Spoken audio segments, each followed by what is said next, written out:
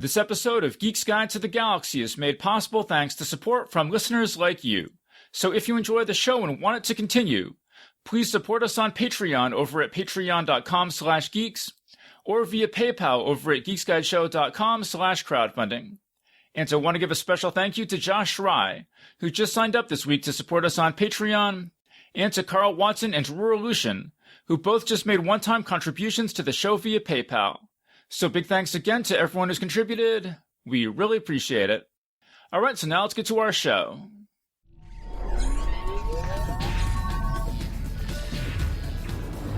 Wired.com presents The Geek's Guide to the Galaxy. And here is your host, David Barr Kirtley. Hello, and welcome to episode 480 of Geek's Guide to the Galaxy. Our guest today is Paul D. Filippo. He's the author of many science fiction books, including the Steampunk Trilogy, Ribofunk, and Wiki World, and his reviews have appeared in Asimov's, Inner Zone, and the Magazine of Fantasy and Science Fiction. His humorous essays are collected in the book Plumage from Pegasus, the all-new 25th anniversary collection, and together with Damian Broderick, he wrote the book Science Fiction, The 101 Best Novels, 1985 to 2010. And we'll be speaking with him today about his new novel, The Summer Thieves. And now here's our interview with Paul D. Filippo. All right, so we're here with Paul D. Filippo. Welcome to the show. Oh, what a pleasure to be here, David. Okay, so your new novel is called The Summer Thieves. So how'd this book come about?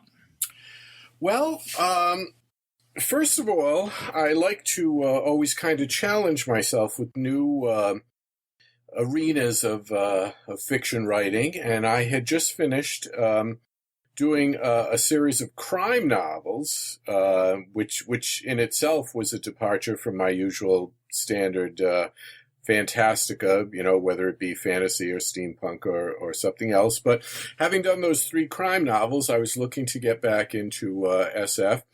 And I realized that I had never really done a traditional space opera.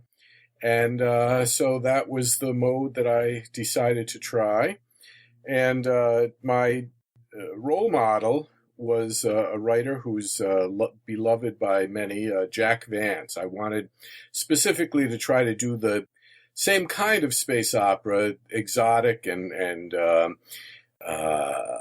Baroque and ironic, that Jack Vance had pioneered so well, and with my own added interpretations, of course. So it was basically a desire to move into some territory that I had not previously explored.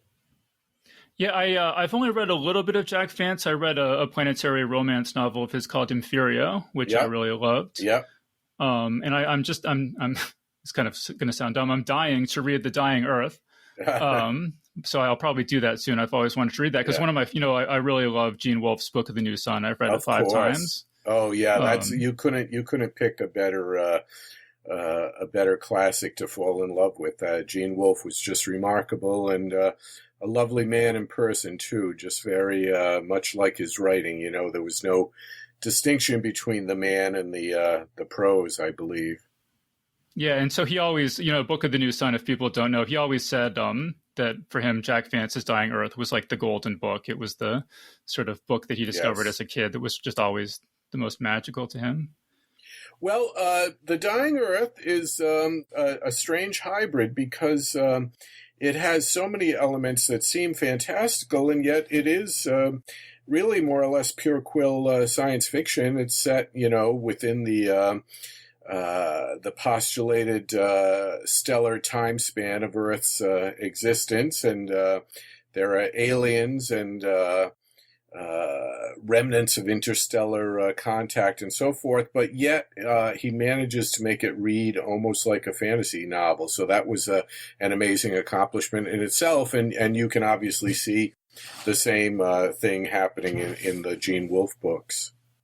Yeah, and so those are the Jack Vance books that I know or know, at least by reputation, the best. But are there other ones that you were kind of drawing on for the Yes, Vance was amazing. Like I hardly dare to compare myself to him, but like myself, he seemed to have a wide-ranging kind of gypsy soul that moved into a different host of mediums. He wrote mysteries, excellent mysteries, and he wrote pure fantasy, and he wrote some near future stories, which some of which were very satirical and ironic, and he wrote a good dozen pure quill space operas as well. The Alastor series is kind of a role model for me, and one that folks should investigate. And he had the habit of, having built this incredible universe, he would then explore it with different sets of characters. And I was hoping to do that if I write any sequels to the Summer Thieves, but then you always have to have marketplace considerations. My agent told me, "What? You're a fool. Don't throw away these characters. They're great. You need to bring them back." So now I guess I'm doomed to bring these my troupe of actors out of the closet again for the next outing if I do one. So, but Vance would frequently, just toss away one cast of characters and introduce a whole new set. So that's kind of intriguing that he did that. Yeah, and I mean, it definitely was. On the cover, it says that this book, or on the back jacket copy, it says that it evokes the style of Gene Wolfe and Jack Vance, and that's definitely what kind of piqued my curiosity to read it. And this is the first book of yours that I read, so I don't know how typical the style is of other things that you've written, but you have a lot of really kind of colorful, obscure vocabulary in this book, which is certainly something that Wolfe does, and I think Vance does as well. Thank you so much, David. That, I have to kind of tone it down. I've had the occasional story or two where people have complained that it's just a little too baroque and ornate, and I empathize with that. It can get in the way of the pure apprehension and enjoyment of the plot. So I do try to tone it down, but Michael Moorcock, the great and wonderful Grand Master of British SF, who was kind enough to provide a blurb, he really complimented the language and said that was a big hook into the book for him. So I feel that maybe I walk the tightrope pretty well between being intriguingly ornate and I didn't fall off into the utterly strange baroque category. So to me, I tried to do this. One of my better known books is called Ribofunk, and it's set in the near future. It spans about 100 years of our future, where genetic engineering and other biological innovations are paramount. They've kind of superseded silicon technology. But in any case, in Ribofunk is full of future slang, and to me, that the language is always a tool for estrangement. When people talk about the allure of science fiction, one of the terms is cognitive estrangement.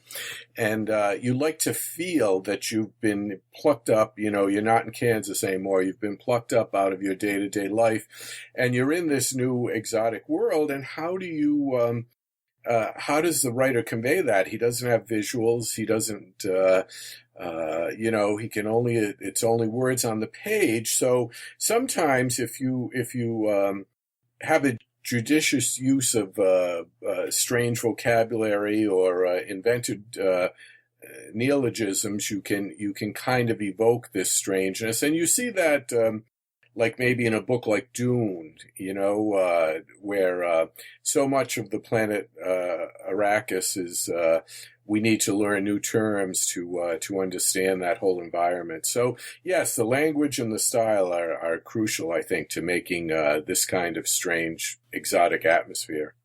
Do you just know all these words, or do you have like a thesaurus or OED or something? I surprise myself. You really have to trust your unconscious. And sometimes, obviously as a kid, as a fiction besotted kid and teenager, I would always like ace all the vocabulary tests in high school and go out looking for new and exotic words. And somehow, I think all that preparatory groundwork has sunk in, and I'm still learning new terms. I remember very distinctly. There's a writer I love who unfortunately has kind of retired from the field. His name is Al Atanasio, and if you really want some strange, rewarding reading experiences, you should pick up Atanasio's Radix trilogy. Radix is the name of the first book.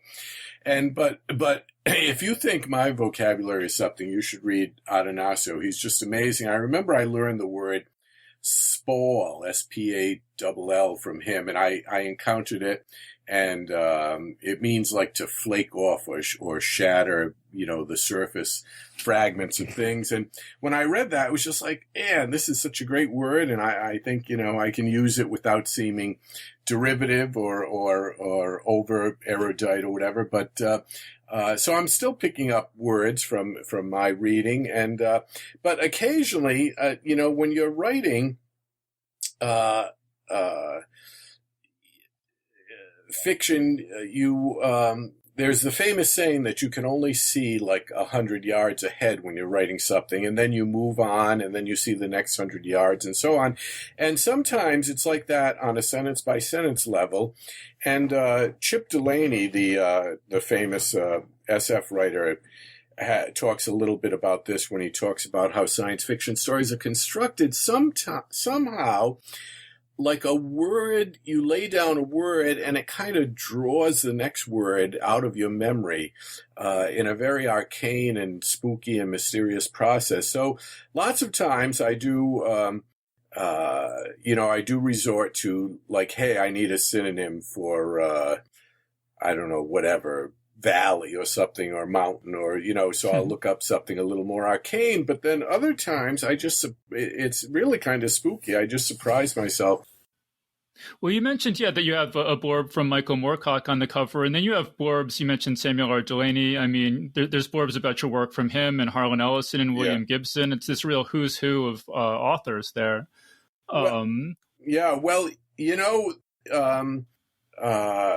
Some of those fellows, like Chip Delaney and Moorcock, I grew up, I was a teenager falling in love with their work. And then when I was lucky enough to attain some kind of professional status myself, I'd run into these guys at conventions, and I'd be, total fanboy, just like barely able to talk. But then after a while, they became friends, and that is just, to me, such a wonderful and mysterious part of this whole community, is that if you're lucky enough to make a little name for yourself and show that you've got a few chops, that you can earn a place at the table with these grand masters, and just sit and listen to them and share their lifetime experience.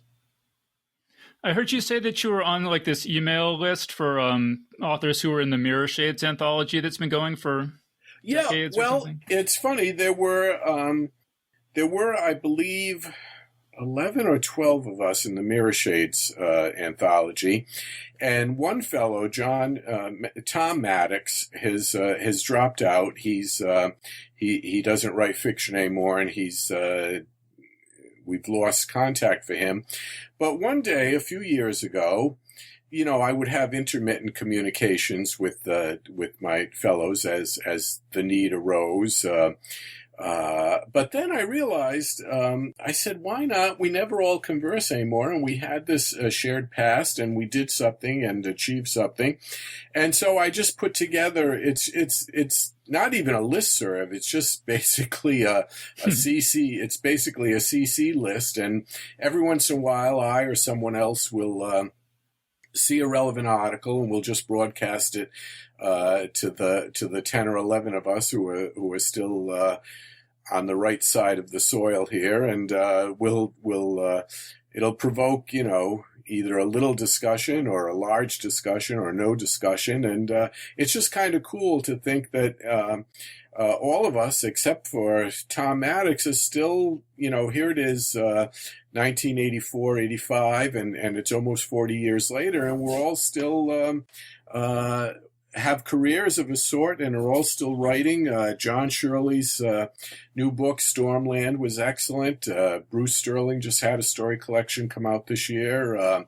Bill Gibson, of course, nobody, needs to be informed of his achievements. And so I think we all hang together just out of sheer wonderment that we survived the past 40 years and are still being productive. And we lament the state of the world from time to time, as all of us do, and as we all have reason to do these days. But yeah, it's kind of inspirational just to have a bunch of buddies that, and especially the same generation. I think Bill Gibson might be the oldest among us, but the rest of us are pretty much of the same age.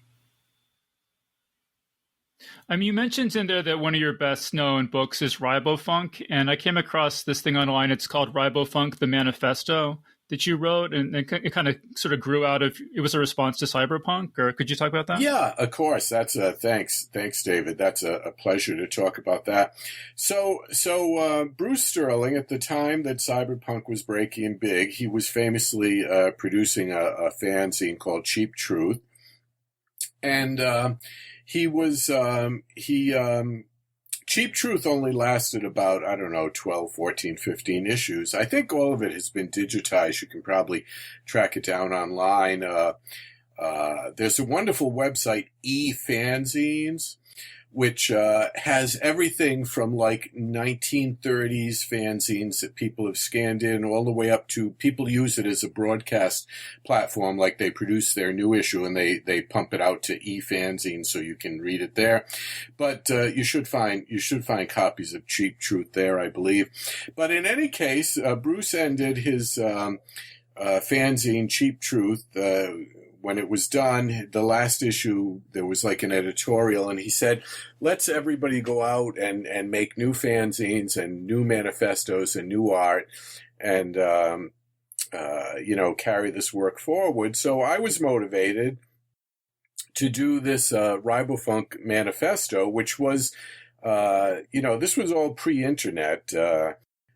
I can't even remember if we had email at the time, maybe rudimentary email. But in any case, it was still a paper and print and snail mail kind of environment. And so I started thinking, being immersed in cyberpunk, I said, well, we've covered silicon technology, digital technology. We've speculated on it, but there's been, except for maybe Bruce's own Schismatrix series, there's been, and also Blood Music by Greg Bear was cited in my piece. Aside from that, we've kind of ignored this upcoming biological revolution, which we could see on the horizon. It's still not totally here, obviously, but I think it's accelerating. It's happened a little slower than we might have first imagined.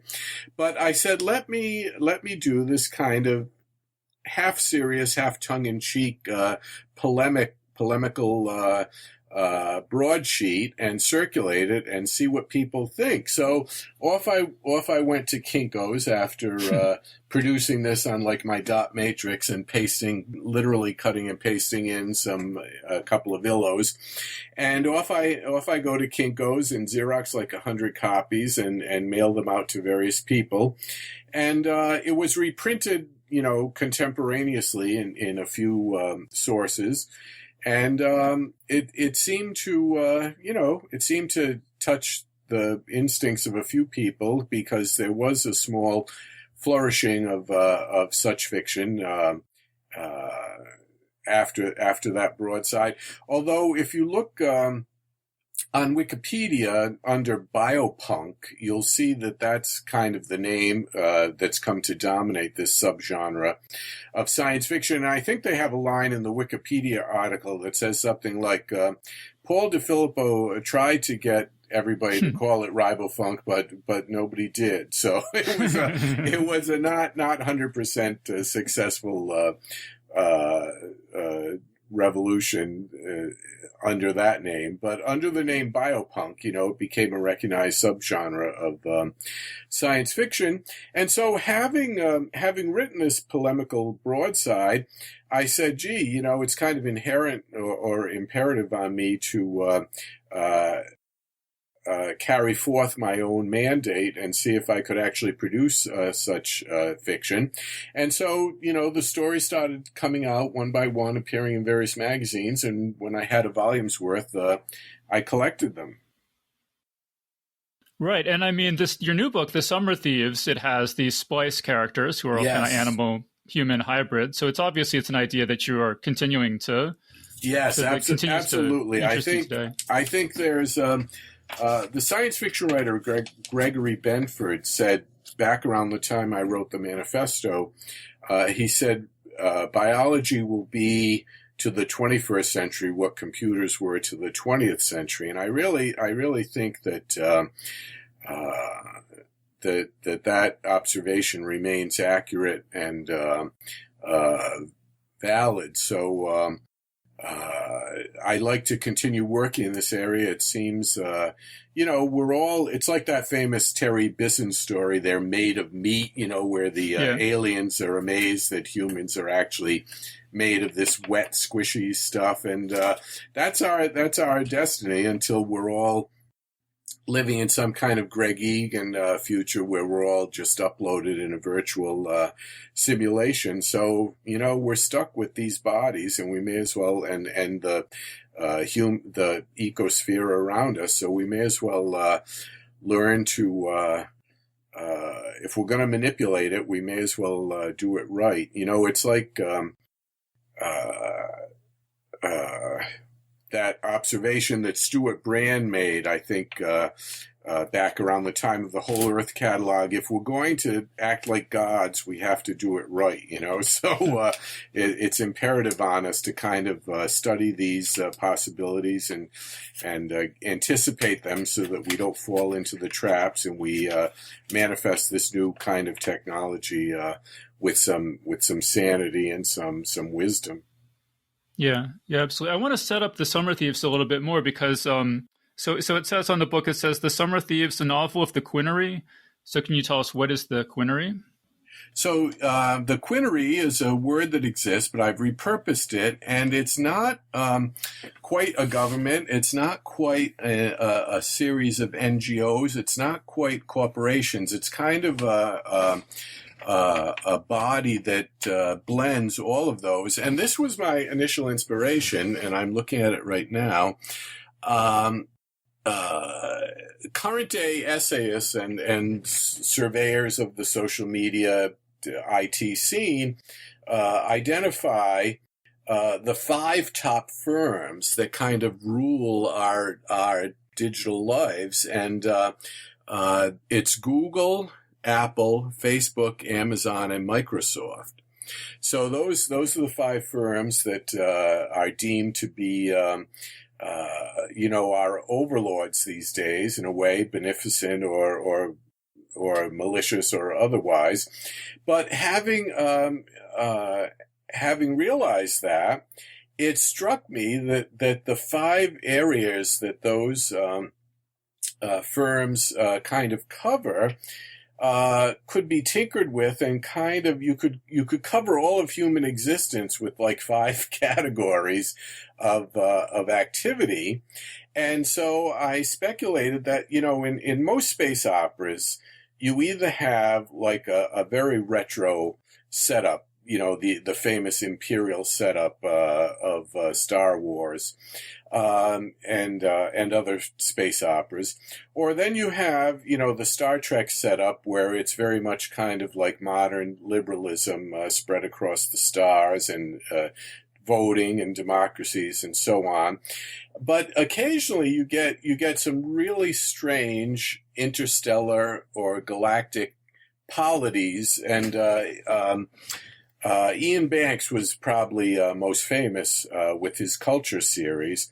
So having thought along those lines, I said, what if there were five, and it's kind of hard to call them just firms or corporations, but what if there were five entities that weren't governments, nobody elected them, and they weren't charities or NGOs or anything like that, but they were just five entities that kind of divided up human existence among them. And so that's the basis of the quinary, is that these five groups, which I name in the book, and I'm blanking on my own terms from now. One was called... I have it here in front of me, because I wanted to ask you, so this is how I read it. You can tell me if this is right or not, but I thought the Indrins are in charge of information technology, the Polys are in charge of biotechnology, the Smalls are in charge of nanotechnology, the Brickers are in charge of real estate, and the Motivators are in charge of security? Yeah, absolutely, yeah. So they're, and they all, their duties or remits are kind of diffuse, like they have main pursuits, and then there are all these ancillary things that they might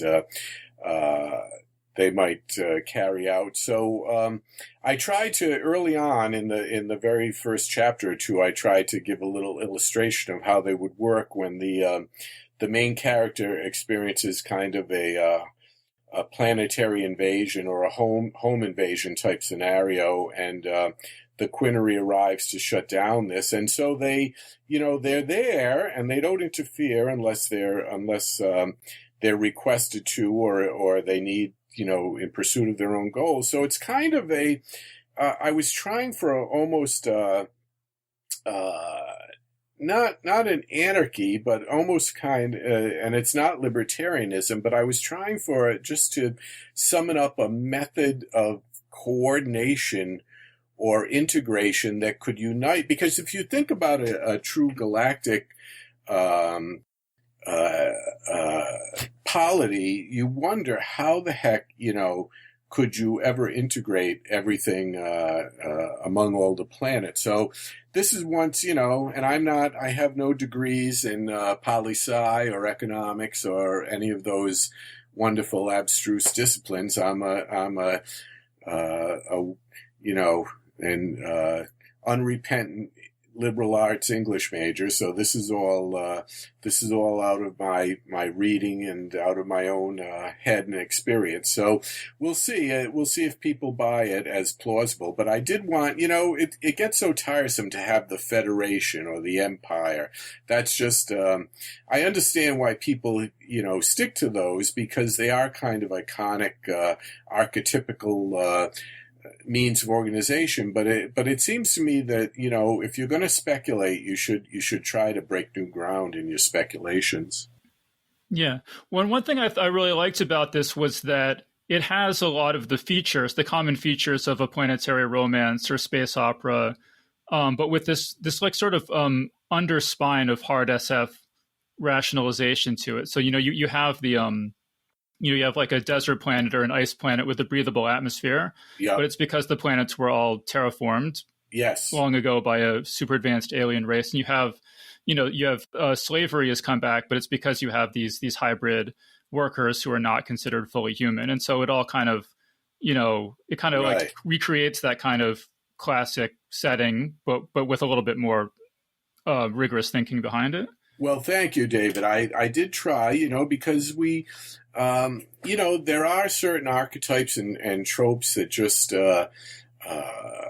are eternal and appeal to a reader's sense of adventure. But, in this day and age, we need to rethink the basis of these and whether there's any plausibility or whether they could be made to seem halfway plausible for the sake of telling a good story. So, that is imperative for a science fiction writer, is to, I forget which poet said this, but one of the classic poets of the 20th century, his dictum, it might have been Ezra Pound, but his dictum was "make it new," and it's cliches are just not acceptable these days because we need to rethink a lot of the bases of our society and our interactions, and so if you can put a little spin on something and justify it scientifically, I think that that's imperative for a good science fiction writer to do.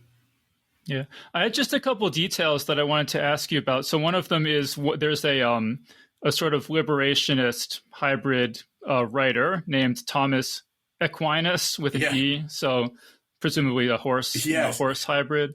Do you remember coming up with that name? He showed up in another one of my stories. He's always been kind of an offstage character. So I guess he's in one of the Ribofunk stories. So I guess that makes the Summer Thieves part a canonical part of the Ribofunk series, even though I didn't really have that in mind. But yeah, it's a bad pun on a famous Catholic Christian philosopher, Thomas Aquinas, but it was irresistible once it came into my head. And it was probably, I remember jotting it down in my notebook. I keep a pocket notebook with me pretty much 24/7.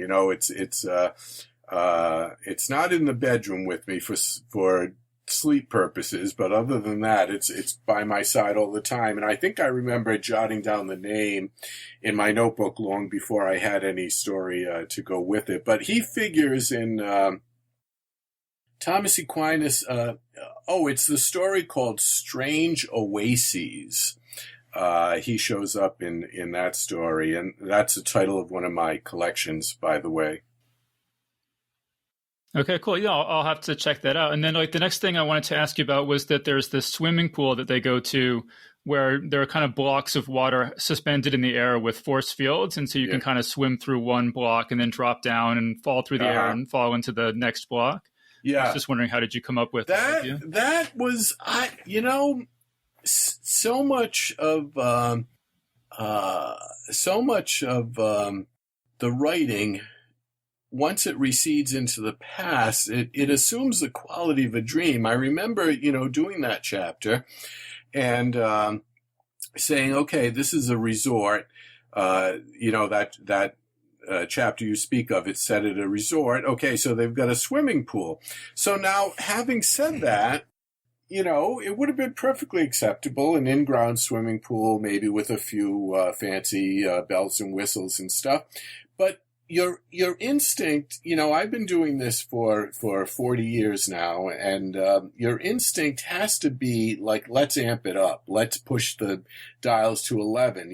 We can't, your first, even though I'm a great believer in Zen Buddhism, if I were to label myself as any kind of religious person, I'd have to say that Buddhism is my preferred belief system. But in Buddhism, there's a saying, first thought, best thought, and that, teaches you to rely, not overthink things and rely on your gut instincts once they've been cultivated to be reliable.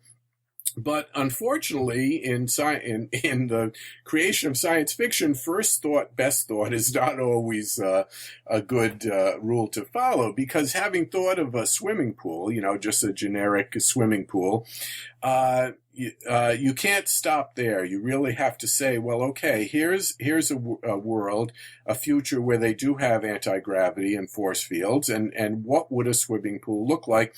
And there have been some famous instances of zero gravity swimming pools, like in space, where it's just like a giant sphere of water and you enter it from any angle and stuff. So that was probably in the background of my mind too. But so some of this is subconscious, some of it is purely like straining your brain to try to conceive of something that hasn't really been done before. Yeah. No, I thought it was really cool. And I love those. Yeah. Like I think when you read a science fiction novel, you want novelty, you want things you've never imagined before. And so, yeah. Yeah. That, that's part of the duty. If you're hoping to entertain your readers and, justify your paycheck and maybe even push the genre forward a little. You know, science fiction has been characterized as a vast conversation across the centuries, and it's famously true that H.G. Wells comes up with the War of the Worlds, and then somebody else answers him. There was a famous reply novel to War of the Worlds called Edison's Conquest of Mars. It came out not too long after War of the Worlds, but the writer, whose name I'm blanking on now, he was so incensed that, like, the Martians came and screwed up Earth that he had Thomas Edison mounting a revenge campaign where he went to Mars in his own rocket ships and took down the Martians and stuff. So that's kind of a superficial, silly part of the conversation, but you know, still entertaining. So, but you can see it in science fiction, like Heinlein will invent a certain concept, and then you see that same idea slightly modified popping up in a Larry Niven story or a Theodore Sturgeon story or something. So this vast dialogue or conversation that science fiction has been engaged in, that's part of the whole thing too. It's like, okay, I'm going to put something in my story that kind of riffs on some other famous thing and maybe extends it and broadens it a little bit. Well, right. I definitely felt like I detected some references in here to other, works of science fiction and so on. I mean, like you have the Red Hook Combine, which I assume is a reference to the horror Red Hook by Lovecraft. Yeah. At one point, a character has a weapon. It's described as an Escher Brothers protein liquesser, which I think is a reference to the weapon shops of Escher by A.E. Van Vogt. Absolutely, yeah. They're little Easter eggs that hopefully, if you're familiar with it, they give you a little jolt of pleasurable recognition. And yet, if you're not familiar with it, because you don't, every in the comic book field, which I adore and I've worked a tiny bit in, but in the comic book field, there was a saying, every comic is somebody's first comic.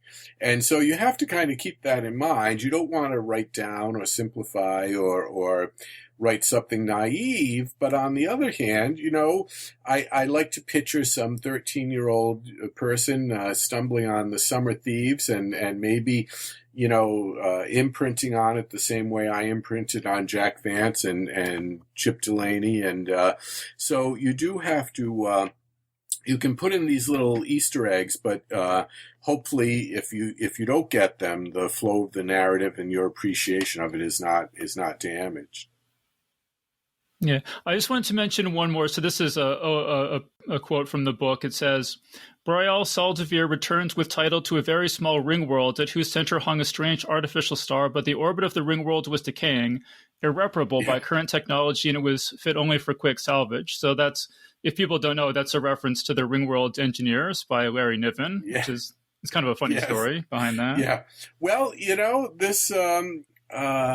it seems silly to, you like to have some fresh invention and novelty, but the toolkit of science fiction is so enormous now, and it seems silly to reinvent the wheel. Larry Niven, as far as I know, was the first person to conceive of such a structure as the ring world. He might have had some... Obviously, real physicists like Freeman Dyson were speculating on all these bizarre mega structures like the Dyson sphere. And I'm sure, Niven was probably reading their stuff and getting inspired by them. The ring world, actually, I think is a Dyson sphere, but just is can be technically classified as a segment of a Dyson sphere. So Niven probably was... inspired by Freeman Dyson's writing, and yet he created something absolutely unique. And having done so, it seems a shame for other writers not to at least borrow his play toy for a little usage of our own.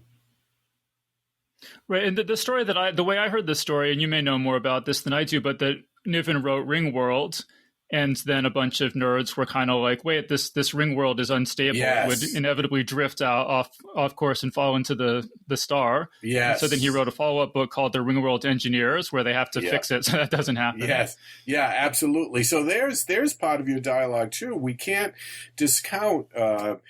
Science fiction is unique in the intensity of its fandom. I mean, even if you look at the current state of fandom, 90% of it, I would say, revolves around Fantastica. This term Fantastica with a K was coined a few years ago by the famous critic John Clute, and he wanted an omnibus term that incorporated any non-mimetic writing, whether it was Stephen King or Larry Niven or Borges or anybody who dealt in the fantastic, whether it was hard SF or Lord of the Rings or whatever, pure horror. They could be lumped under this umbrella term Fantastica. And so I found it very useful. I keep referring to it.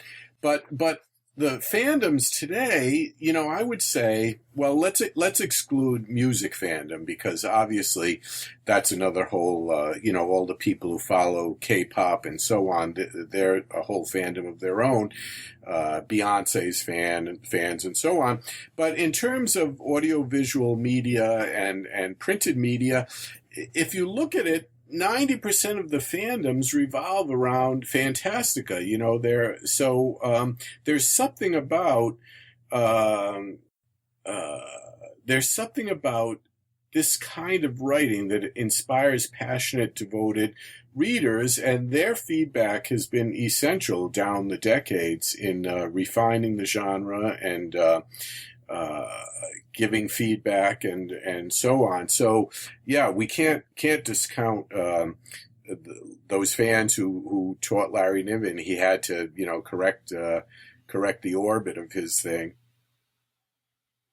Yeah, well, and when you talk about just how passionate people are about fantasy and science fiction and so on, I mean, I really see fantasy and science fiction as sort of like religion. That it's these sort of miracle stories and stories of superheroes and larger than life events that people have always throughout history have always been the most committed to. And like today maybe it's X-Men comics, and it used to be the religions of antiquity, but it's all sort of in the same wheelhouse. Yes, that's a very astute and good observation. And I think let me just look something up here. I think you're echoing the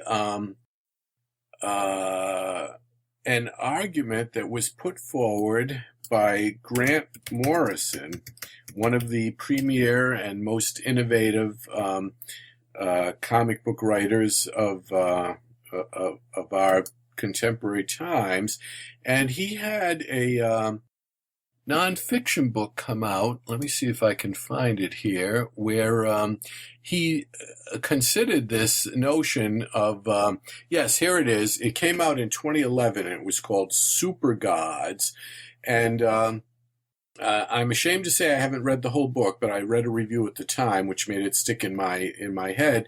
And that's Grant Morrison's thesis: is that comics and other allied fictions take the place to a large extent of these creation myths and the stories of Zeus and literally, of course, in the case of Thor, that's a repurposing of ancient myths. Yes, I think you've hit upon something there very, very crucial to what makes these stories so interesting.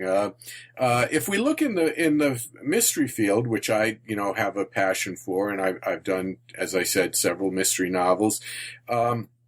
There is a passionate fandom, but I don't think it it's more of a non-interactive fandom. I think it doesn't, they're appreciative and they, have favorites and stuff, but they don't, it's not like there's a feedback loop, as far as I can see, between the writers and the readers. So there's definitely something unique about the fans of Fantastica.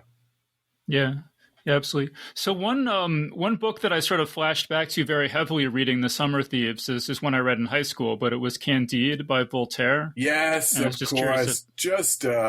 It's funny, you and I both encountered it in high school, and it's stuck ever since. It's just such a perfect template where you take this poor innocent soul. He or she might be very bright and good-natured and have a lot of potential and stuff, but they just haven't been exposed to the seedy side of life or the destructive or evil side of life. And when they do, it's like going through the crucible. It's a test of their character. It's a refinement, a maturation of their character, and how they emerge says a lot about the nature of their personality and also the times, the times that they have to live through. And you can see it.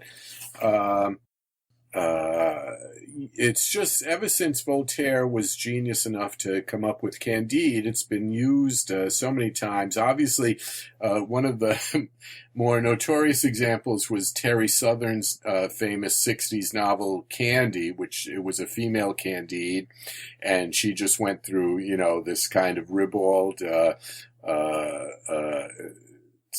odyssey that took her from, pure innocence to kind of a jaded, wiser figure. So, it's an amazing template. I wrote another novel earlier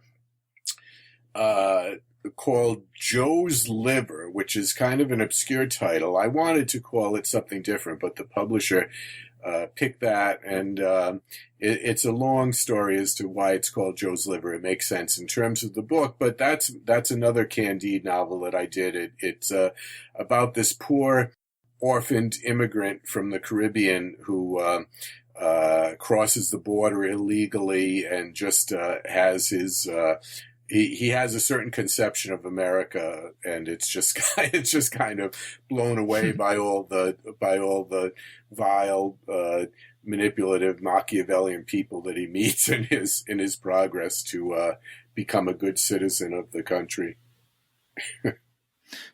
Because there's a book within this world. There's a book called The Consolations of Beetle Egmont that sounded sort of like a Candide style book to me. I wasn't sure. Is that a reference to anything? Or no, that was just unless it's some kind of subconscious thing. Yeah, that's the book that the protagonist reads on the long voyage when he's trying to kind of get some solace about life. No, I just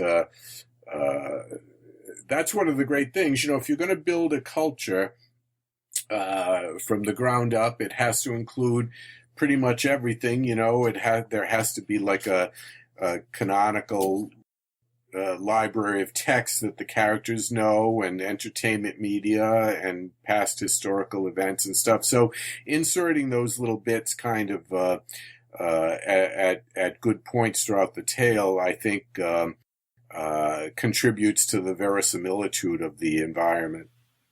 Mm-hmm. So at one point in the book, people who cross these, you mentioned that there's these firms, corporation entities that run everything. There's 5 of them. Yeah. And at one point, people who cross them get deplatformed. Yes. And I was just curious, is that just kind of a joke, or how do you feel about deplatforming? Well, I am not a fan of that. I believe I'm the old school. The cure for bad speech is more speech. That's a classic line of attack or belief that's informed our country since the beginning, and to me, a multiplicity of voices will be the best technique for drowning out the insane or bad or destructive voices. So I don't think squelching never works. You can, you try to silence something and you drive it underground and it becomes stronger by the persecution. So to me, the kind of deplatforming that we experience nowadays is not a good thing. In my novel, I adopt the term to indicate a kind of retribution imposed by whatever authority exists based on infractions, actual criminal infractions. So I figured if I could kind of turn this term around, it would maybe give us a little more insight into what is actually involved, and maybe kind of minimize or humanize the term a little bit.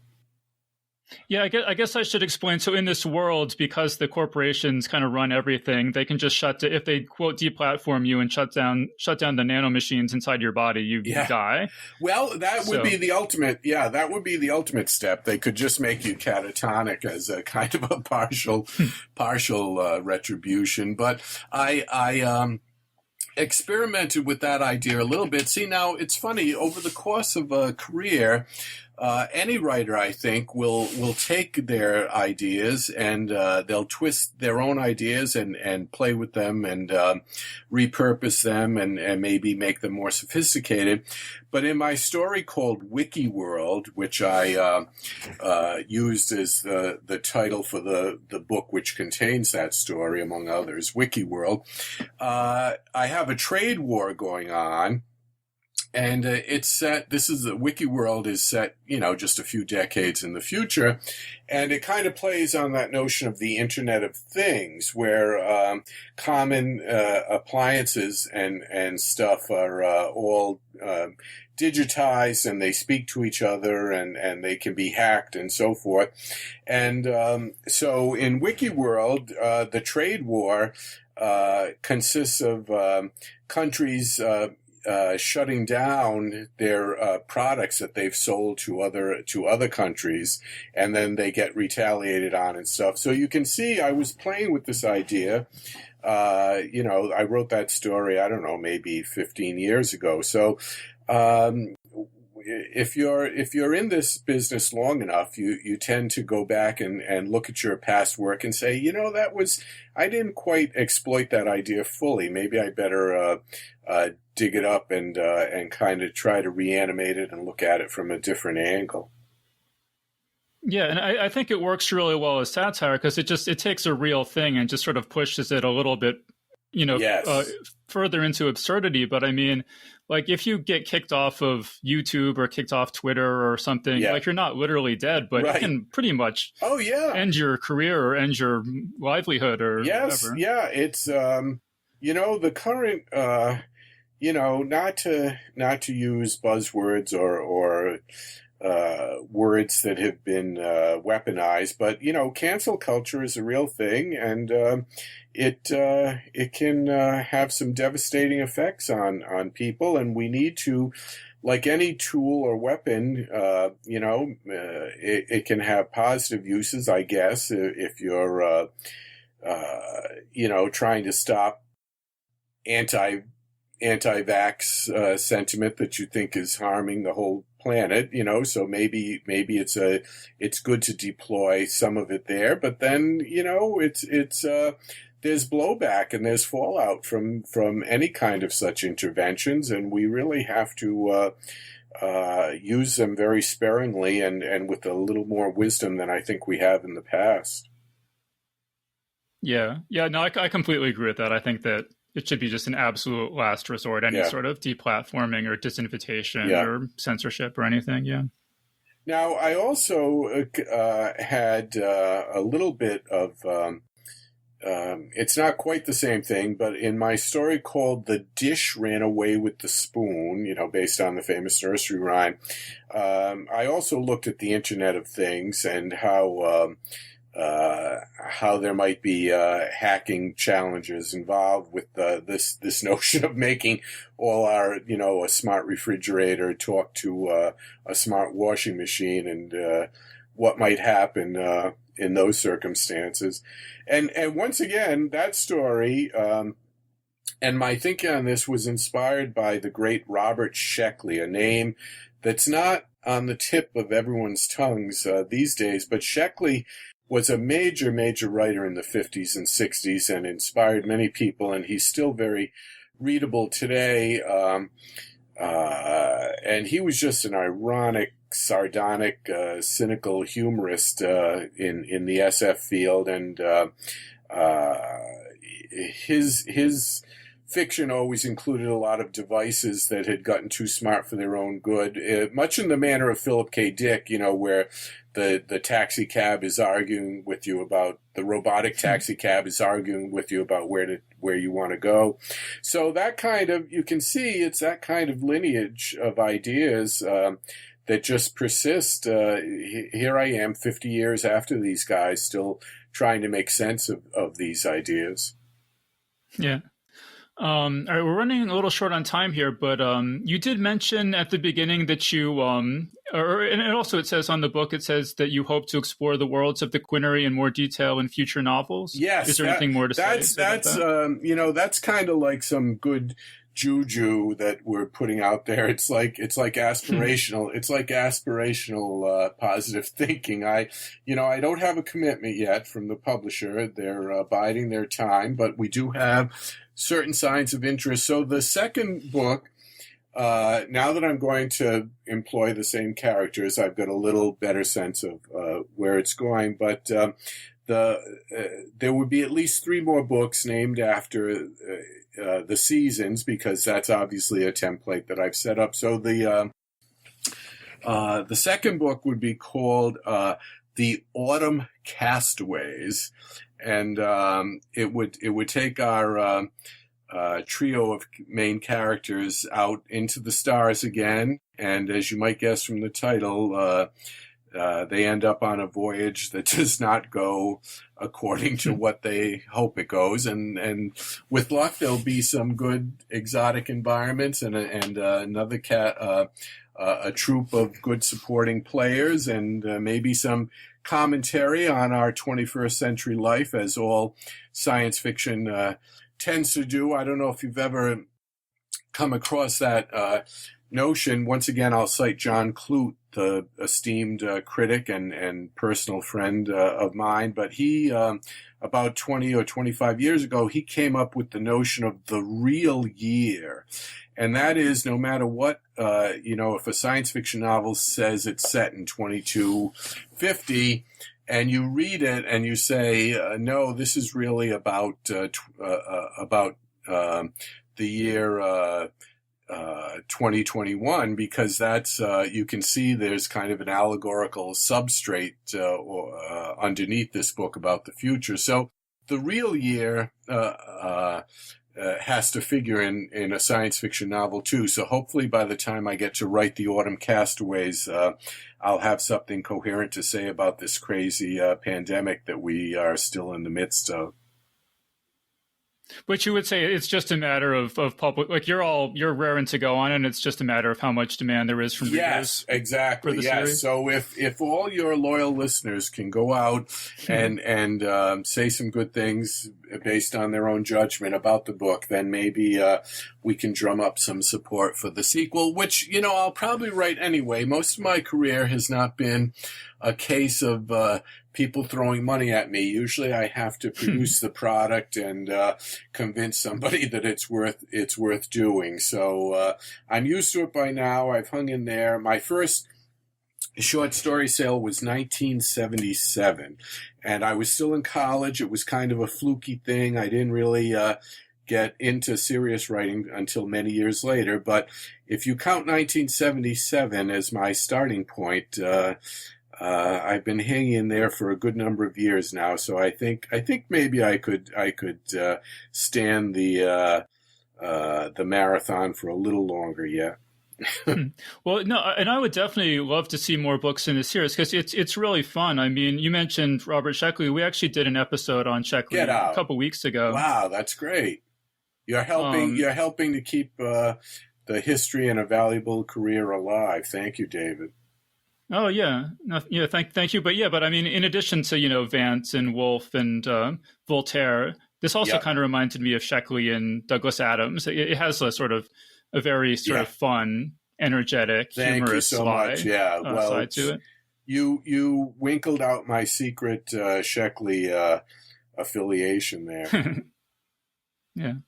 All right. So we should probably start wrapping this up. Do you have any final thoughts or any other projects you want to let people know about? Well, my current work in progress is a standalone novel. I'll just tell you the elevator pitch version. It's about a woman who finds out she can see across the multiverse. She can see various alternate time streams. So that's all I'll tell you about the book, but it's kind of fun. It's going slower than my usual writing progress. I don't know why. I think I've got a little bit of pandemic brain and just maybe even a little fatigue, but it's moving along. It's not moving quite as fast as I would like, but I hope to have that finished soon and find a home for it. So once again, something, and it's got the book has a contemporary setting, so retreating a little bit from the galactic frontier, but then that should stoke me up to go back to the Quinnery.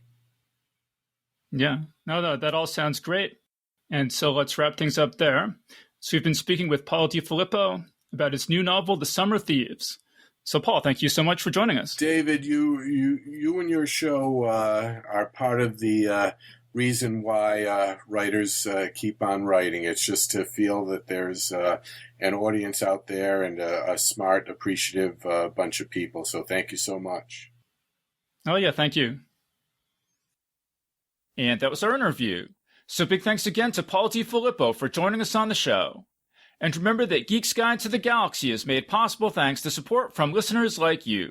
So if you enjoyed the show and want it to continue, please support us on Patreon over at patreon.com/geeks or via PayPal over at geeksguideshow.com/crowdfunding.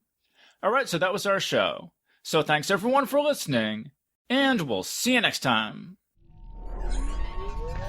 The Geek's Guide to the Galaxy is a production of Wired.com. For more information about the show, visit geeksguideshow.com. To learn more about your host, visit davidbarrkirtley.com. Music and voiceover produced by yours truly, Jack Kincaid. If you enjoyed this program, tell your friends. If you didn't enjoy it, tell no one.